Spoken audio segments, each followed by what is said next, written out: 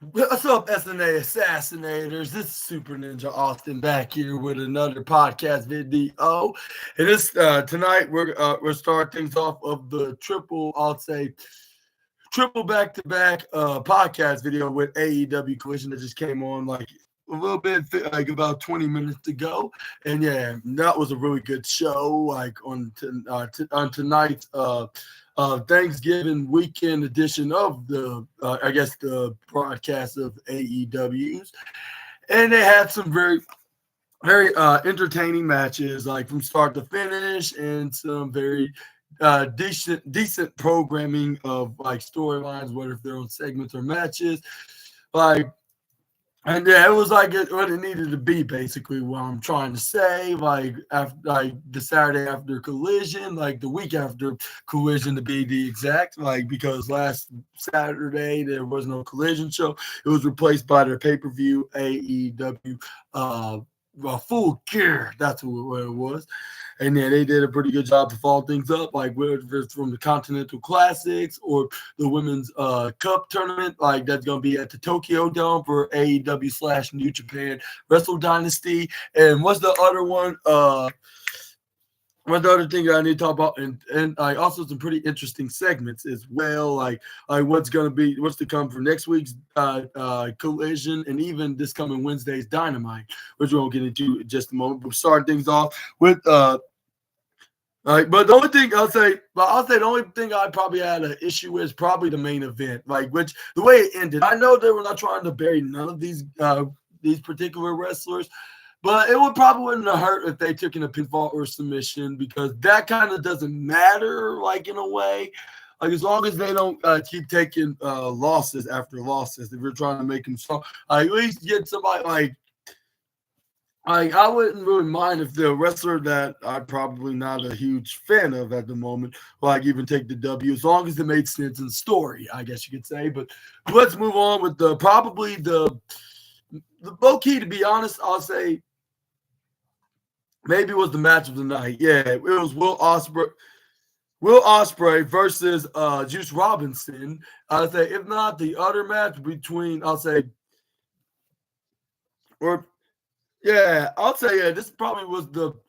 probably the match of the night. Will Ospreay versus what's his name?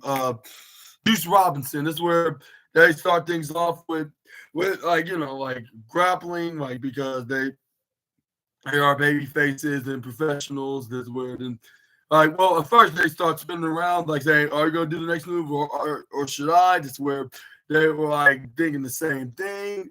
Both of their opponents. This is where they were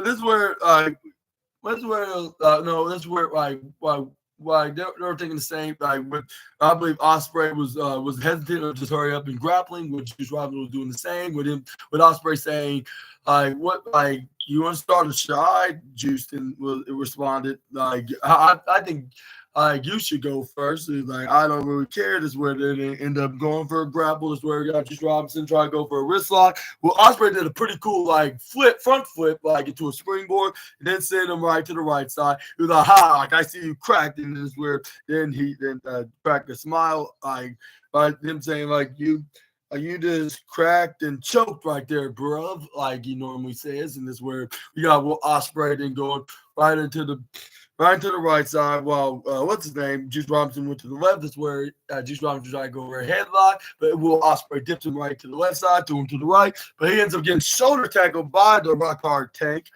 And then this is where we got another side headlock from the Bang Bang Gang member, but until we got here's where we got, what's his name? The aerial assassin threw him right to the bottom corner side. Here's where then he slide ducks, leapfrogs. Here's where he tried to get German suplex Will Ospreay, but this is where we got Will Ospreay counter to a waist lock. He tried to push him right to the top corner and then flip back down. But this is where Juice Robinson moved out of the way. This is where we got Will Ospreay then going for the Os cutter. This is where but Juice Robinson stopped him right in midair, is where he pushed him right to the left corner side. Here's where we got Will Ospreay trying to go for a running clothesline, but Juice Robinson tried to outsmart him. But Will Ospreay ended up doing that to him by hitting the sliding surprising Hurricane Rana right into the top corner side with him gave a big, huge, smiling ovation from the crowd. Like, with the fans start clapping for him, Ospreay was like, "My pleasure, bros and sis." And then this where then we got Will Ospreay. Then it was like bowing his head, like if he just did a very successful Broadway performance. This where then fans started chanting, "I spray, I spray, I spray, I spray," with them spraying like their own version of the Sami Zayn song, which I'm not sure if I should mention them by name, but it did rhyme though. So I guess I'm saying what's right. But this is where we got Will Ospreay and got what's his name, Juice Robinson in the trio vault position in the bottom left side of the corner turnbuckle. He went to the diagonal side in the upper right. He started putting like, "Watch what I'm going to do to the hit a missile drop kick onto Juice Robinson." Is where then he tried to go for the Widow's Peak after this. Once he got him back up, that's where he got locked in for a little while until we got Juice Robinson pushed him right off. This is where he tried to get him off until Walsh would try to go for a sunset flip. But this is where once he tried to pick him up, but this is where Will Ospreay pushed him down, got his knees up into like a backstabber position, just like the certain Takiwi wrestler that's over the other company that loves kicking people's heads in. But anyway, that's where I understand why I did that to my nephew's bat, but this is where we got Will Ospreay and threw Juice Robinson right to the left side, but he ends up getting clothesline right out of nowhere. Boom! And this is where then Juice Robinson like, that was so painful, my chest. Like, and this is where then the Juice Robinson like, but it was all worth it, baby. And this is where then he goes for a clothesline right onto Will Ospreay right into the upper left side. He's like, woo! And this is where then we got Juice Robinson went right to the bottom court side. Then kick right from there, and then get the cannonball right onto the aerial assassin. Then we got Juice Robinson going for a sit-out neck breaker, just cracking Ospreay's backside of his neck. Like, I'm not sure if he broke anything, but you can hear like a snapping sound after him taking such a maneuver. He tried to go for a pin, but he only got a 2.8 count. But this is where we got Juice Robinson going up right up on the upper right corner side top turnbuckle, then going for a crossbody. This is where we try to go for a pin after that, but this is where we got Ospreay kicking out of it, out of a 2.7, if I'm not mistaken. This is where Juice Robinson was very frustrated. This is where he tried to go for a power bomb onto Juice. Then he turned into a knife edge chop. Yeah. Can I get a banana? Can I have a banana? Yeah, sure. I'll tell you if it's okay with Trey. Yeah. Hey, can I have one? But that's ours. That is. I'm gonna help. No, you can just grab my bad. But anyways, assassinators. Yeah. I have a banana. Yeah, go ahead. Yeah. But can you open it? Yeah. Okay, I'll open it. Excuse me for a second.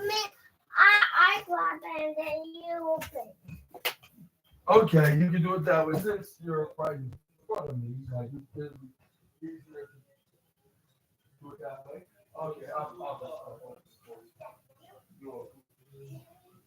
Here you go. Yeah, the very little, your size. But anyways, let's get back to the podcast. All right, assassinators, I'm back. This what, anyway, that's what I'm saying. Well, after Ospreay had a knife edge chop, he's continuing to mock what's his name, continuing to mock Gunther like 7 days after, after he had that match with Kyle Fletcher, which that was probably the best match he had yet, even though he lost in that match against his former protege by getting brainbuster right onto his neck into that upper right corner side turnbuckle. That was very extremely painful. But it's where we got Will Ospreay and going dug out of a clothesline, go for a sliding Hurricane Rana. But it's where Juice Robinson didn't try to go for a pop-up power bomb. But I think he went down too early because he slipped right down on accident. That's where then he tried to do a redo of the power bomb, but he ends up getting raked in the eyes. But it's where Juice Robinson and Gary just hit him with a flattened down power bomb with him landing face first, like if he was that certain big red monster over at the other company when he had a power bomb as his secondary finishing maneuver. But that's a different video for a different day. But once Juice Robinson tried to go for a pin, Will Ospreay still kicked out at 2.6. Yeah, that's where Juice Robinson like, how the hell he kicked out of that? This is where then. And he draped him right to the left corner side onto the apron. He used a draping DDT like if he's a certain Viper over at the other company. That's where he got back in the ring so the referee could do his count, like, well, it was picture-in-picture break, which is the partial, a powerful force in professional wrestling. But this is where we got Will Ospreay, like, and him got back in the ring until Ospreay got. But once the commercial break got off the air, this is where we saw Will Ospreay back into in the offensive side of this match. This is where he started kicking him right into the head. This is where then he headbutts Juice Robinson right into the forehead. This is where we got Juice Robinson took a page out of the five-time champion, like, and go for a back leg. Slip on it. Why do you want to slip on a banana peel? No, my mama. Oh yeah, I know. Yeah, that's very funny. Can you say it? Yeah, you slip on a banana peel. And then drop on a Oh yeah, you're talking about Patrick Star. What did he say? Anyways, assassinators. Like, this is where we got. But this is where we got. That's not what the podcast is all about, but I'm gonna say it anyway. Patrick slipped on a banana peel. I don't understand what that got to do with what I'm talking about. But anyways, this is where I know, like, that was no funny pants. But anyways, like, why don't you wait till March? Why don't you wait till March until I talk about that? Because I'm gonna start doing an animated review video or animation news video or any whatever I want to talk about it. But anyways, let's talk about what's in wrestling, and that was AEW Collision, like just hours before Survivor Series. But anyways, this is where we got Juice Robinson trying to go for a pin, but this is where he gets denied with a kick out by 2.5. This is where we got this is where the Juice Robinson started going for some violent punches, like if he's the American Dream wrestler himself. You're welcome. This is where then he put up his left hand up in the air. He's like, "Yeah, let's get it cranking." This is where Will Ospreay's like, "No, let's get this shanking." And this is where then he goes for a brain buster, but this is where we got Juice Robinson trying to go for a brain buster of his own, like when he tried to count out the Ospreys. But this is where he gets hit with a stunt dog millionaire, just continue to pay those tributes to his former rival, the freshly squeezed Orange. Which some tells me we will be seeing them revisit their rivalry once Orange Cassidy does come back. In kayfabe, from his kayfabe injury or whatever. This is where we got Will Ospreay started hitting some super kicks right into the face onto Juice Robinson with his arms tied onto the top corner on the right side. This is where Ospreay tried to go for the Os cutter. This is where he springboard right in the left. He tried to go for it, but this is where Juice Robinson dodges out of the way, like ducks. This is where he hits a running clothesline with Will Ospreay going for a back foot. This is where then Juice tried to go for a pin, but this is where Ospreay gets the left shoulder up. That's where then we got Juice Robinson like, come on, that should have been a 3. This is where then Will Ospreay was like, Juice Robinson was like, I know. He was like, I know what move to hit next, but this is where we got once he tried to hit it, but this is where Ospreay ducks out of the way, goes for what's that called? Goes for like what's that? Crucifix, but he ended up turning it into a sunset flip. This is where they turned it into a Styles Clash kind of maneuver. Boom, and landed right into the canvas. This is where he tried to go for a pin, but this is where referee almost got the 3. But this is where Ospreay gets denied by Juice with a 2.99999999999 minus 0.1 away from being 3. And with him hitting this move low key, I thought it could for sure that was going to be a 3. But this is where he took off his elbow pad so he could hit his finishing maneuver, the hidden blade, which he managed to hit on him. This is where he goes for a pin, and he finally gets the 3 that way. And the winner of this match, the aerial assassin Will Ospreay. Now, this is definitely going to be getting the golden trophy because it was literally like a main event worthy match. Like, it was so good in that point. Like, and I hope that we could see a part 2, like whenever Will Ospreay does become AEW champion, which that's only a matter of, I'll say of months, I guess you could say, like at this point, like because by anytime down 2025, we could see Ospreay could potentially be that championship. Just wait and see. But anyways, this is where we move on to a segment with Mariah May, like Jen. This is where then she's then said there's people that don't understand what I just did to Mina Shirakawa this past Wednesday, and that's okay. Like, so from like And so everybody wants some questions, some answers about why I broke my friendship and partnership with Mina.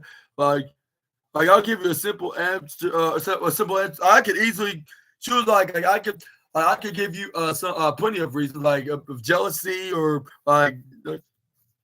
I just wanted to ditch everything I did in Japan from the past, and then there's a form of Mina that's my ghost of Christmas past. But no, that none of not true whatsoever. No, I never broke up with Mina by Shirakawa. As a matter of fact, we're closer than ever, than before.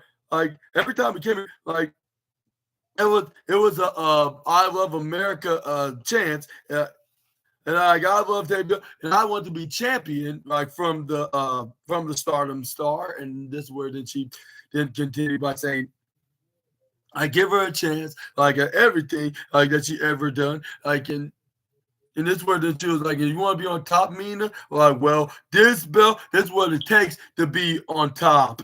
And then this is where I was like, well, that's true. And I sure hope that that one particular women's wrestler does win that belt. And I'm gonna probably talk about that more after I do my Survivor Series review video. But yeah, let me know in the comments below who's your pick of a women's wrestler could be the one to dethrone Mariah May, which whoever's going to be, it's probably not going to be, unfortunately, at this time. Whoever that's going to dethrone her, she's going to remain as champion. But just give me, throw it in the comments down below, anyways. But anyways, this is where we got. Moving on to that segment, we got the MXM and Johnny TV that came out because they have a 6-man tag match against Private Party and who was the partner? It was what's his name? Mystico, yeah. Mystico and Private Party, yeah, taking on MXM Collection and Johnny TV. And yeah, this was a pretty decent tag team, 6-man tag match. We're needed. They showed what they're made of. In general, and they should be being more featured a bit more often. Like the other company, but still I mean, they have been finding some time. And besides AEW Rampage, they do a good job, and I hope it stays that way. I mean, they don't have to show up on every single episode, but I hope they start making a bit more often, not 4 out of 5 times, when there's an AEW Collision or Dynamite show, whenever they can. But this is where we got. Start clapping, all right, let's go. This is where he goes for a flying head scissor. This is where it's a face buster to an arm bar, just like if he was that guy on the other company that I just talked about that fought the former EVP of AEW that's now the current champion of the rival company. But this is where we got Johnny TV, then flip right over and tagged in Mansoor, if I'm not mistaken. This is where then we got him, then dip Mystico right to the left, to the right side. This is where we try to go over a close on this scene car. Mystico, while I was about to say his old name from the other company. This is where it's the flying head scissor right to that corner. This is where he's sending right to the bottom right side to his corner, where MXM, his fellow MXM partner Mason Madden and Johnny TV were located. And this is where we got, he tagged in brother Zay, if I'm not mistaken, Isaiah Cassidy. This is where he got into a guillotine position until he tags in, what's his name, Brother Quinn. This is where Brother Quinn and Irish Whip Brother Zay right into the upper left side. Once they try to go for an elbow strike or something like that. I'm not sure what the refer it as. When they were in the upper right left corner side. But this is where we got brothers. This is where we got Brother Quinn and hits the step up with that clothesline. When Isaiah Cassidy was like, yeah, do the crotch chop onto what's his name?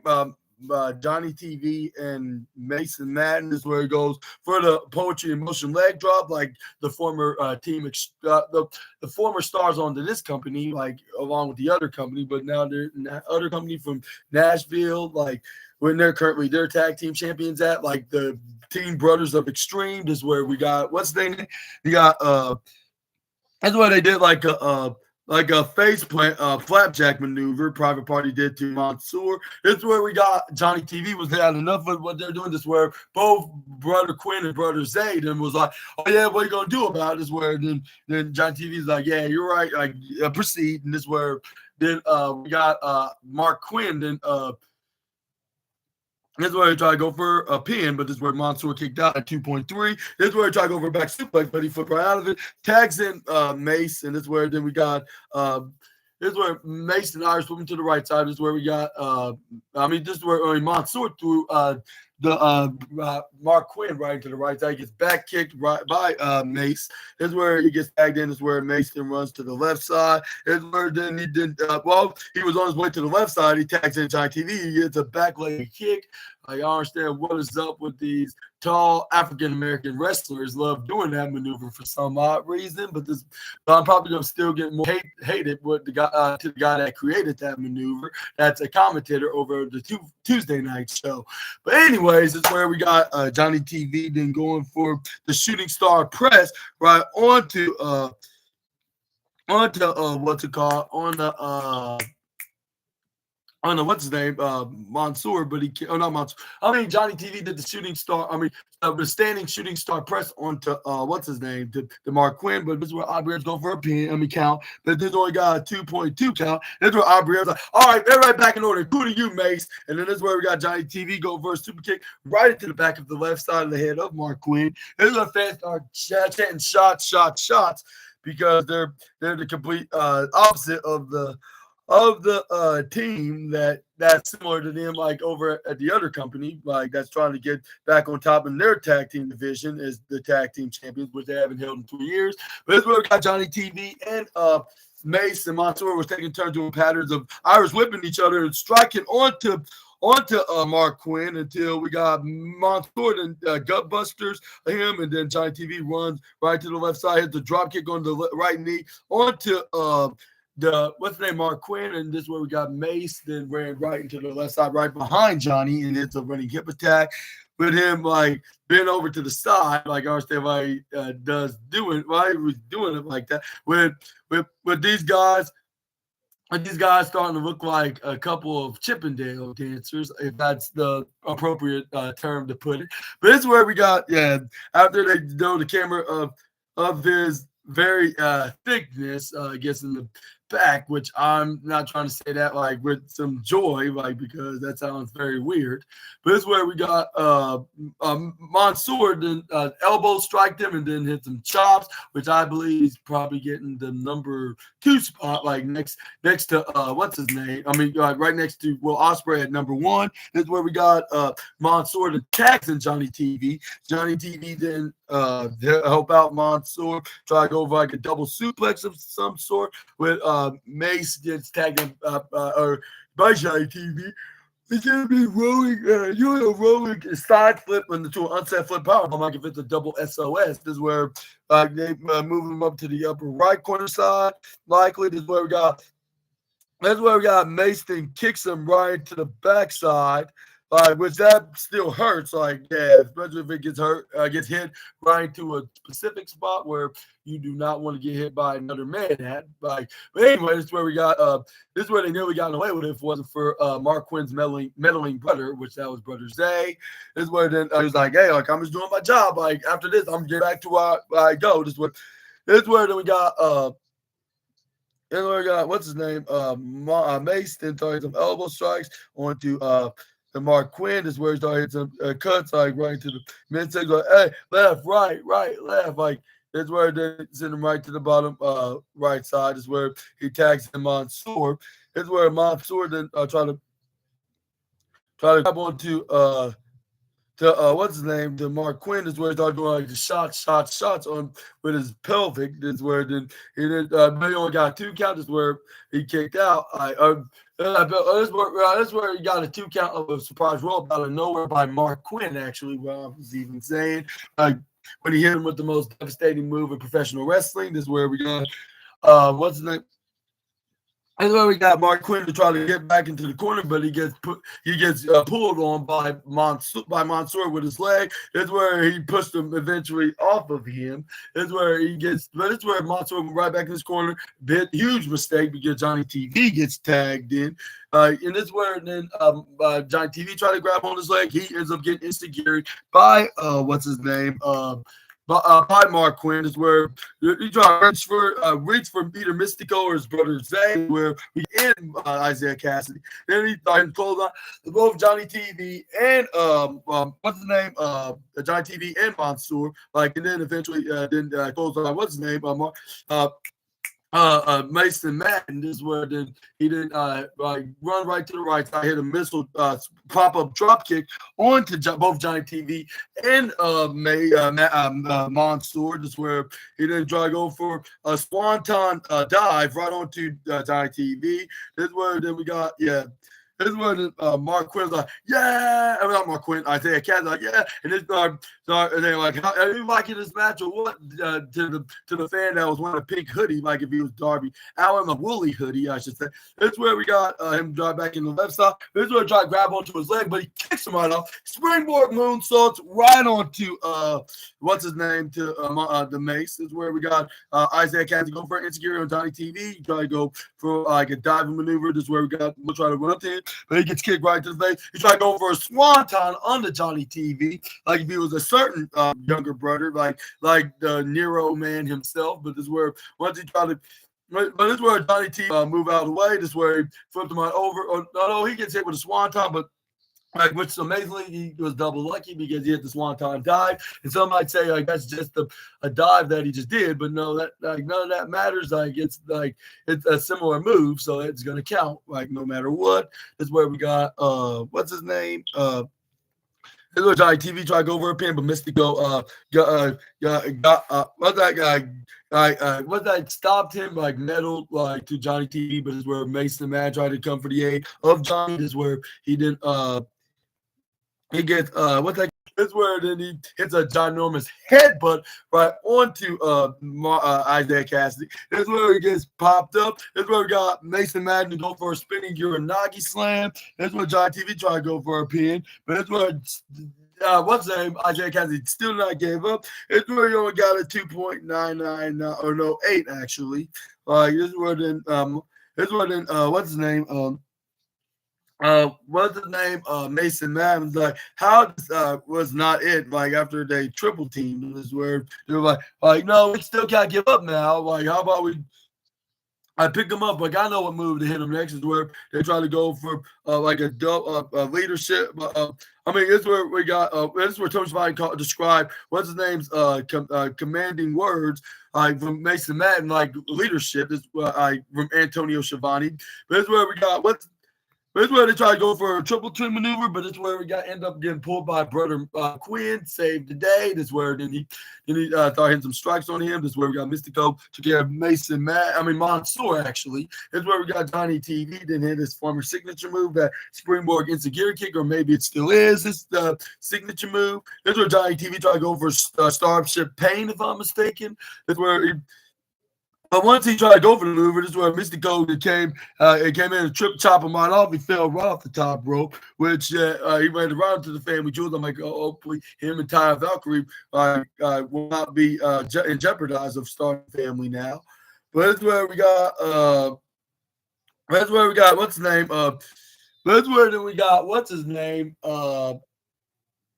Mystico to dive onto all the members of MXCM, like both Mason and Mansoor. This is where we got Zay and Quinn got back in the ring. This is where they hit the tag team finisher, Gin and Juice. Sounds like a certain relative of a certain AEW champion, in their product, I guess you could say. But this is where they got the 1, 2, 3 with Isaiah Cassidy pinning Johnny TV of all anybody, yeah. But yeah, winner of this match, Private Party and Mystico. Give a huge congratulations to those guys. But moving on, we got but what are your thoughts on this match? Let me know in the comment section right down below. And is it exactly what it needed to be, which I would say exactly what it needed to be. But it's where we got the third place match of the night, which is Kyle Fletcher taking on Beast Mortals. And maybe he's arrogant and maybe he's a traitor. Like, but I gotta give it to Kyle Fletcher. He's the future of AEW. Like, whether Ospreay agrees on that or not, like, I think he is some type of a future. Like, but his arrogance are definitely going to get the better of him, though, and he's probably not going to get there of being the champion. But that's going to be a different conversation for a different face.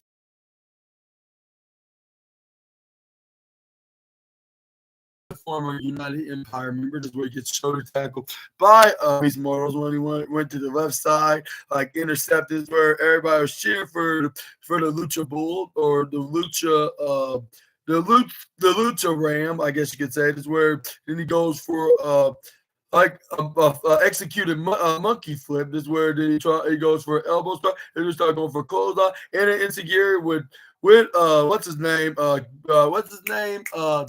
Don Callis like, yeah, you never see guys like him either. Like, he's also irreplaceable. This is where he didn't hit a slam onto his client. Beast Mortals did. This is where the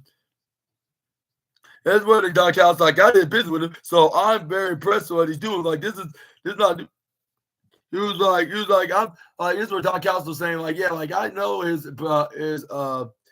full potential and his full abilities, like, but the problem is he's with against a power star, like more likely a different kind of P word star that he is, because he kind of looks like one, an ugly one to be the exact. But that's a different story for a different day. Hopefully I didn't sound vulgar or inappropriate for saying that. But it's where we got, well, I already said that. This is where we got Kyle Fletcher body slam Beast Mortals. This is where we got him trying to go up in the top. But whoever wins this match get 3 points. They will be facing Shelton Benjamin.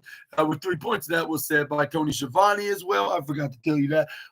In this where, yeah, we saw who the winner was, obviously. But this is where I also saw like him body slam Beast Mortals yet again. Like back to the matches where what's his name? Kyle Fletcher like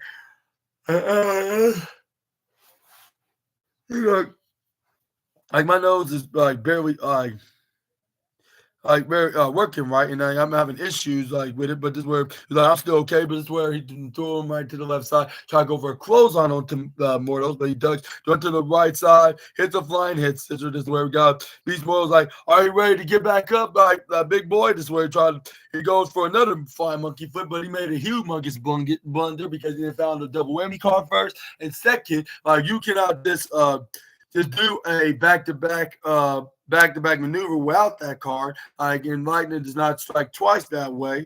This is where then he gets pushed right into gets put right onto the bottom left side corner. He gets pushed right off the top, landed crashing hard right onto what's his name to the bottom corner of the ring side area. This is where they managed to get him back in the ring. This is where we got after the advert came off like the air, which is the most powerful force in professional wrestling. This is where I got Kyle Fletcher then going for a flying drop kick. Then you got him then picking up Beast Mortals. This is where he tried to go for a power bomb. He ends up getting body dropped by Mortals. But he sent him right to the bottom right side. Surprisingly, we got Don Callis like, yeah, that's a good counter because normally he has comments like that too. His clients. Like, Troy got hurt. well, is it okay? Excuse me for a second. Troy, I thought that Julian. Everything okay? He was running, and then he flipped off the couch and on the. Wow, that hurt. Hopefully you're okay. Trey, Hey, Treyu!